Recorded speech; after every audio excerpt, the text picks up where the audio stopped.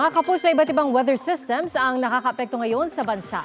Ang umiiral na shear line ang magpapaulan sa extreme northern Luzon, partikular sa Batanes at Babuyan Islands. Easterlies naman ang magdadala ng maulap na panahon na may kalat-kalat na ulan at thunderstorms sa Cagayan, Isabela, Aurora at Quezon. Gayon din po sa Bicol Region at iba pang bahagi ng Cagayan Valley.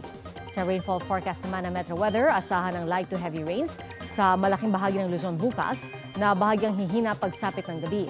At gaya po ng pag-ulan kanina, may chance rin ng ulan sa Metro Manila lalo na sa hapon, kaya magdala po ng payong.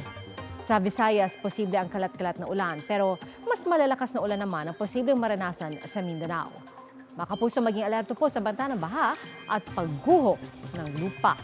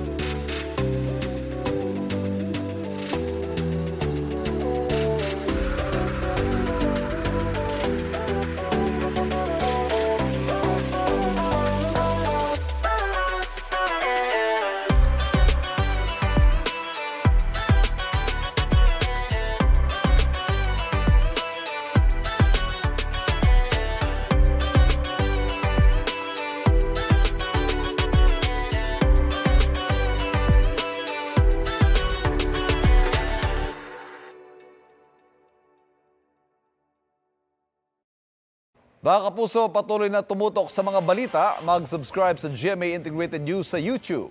Sa mga kapuso abroad, samahan niyo kami sa GMA Pinoy TV at www.gmanews.tv.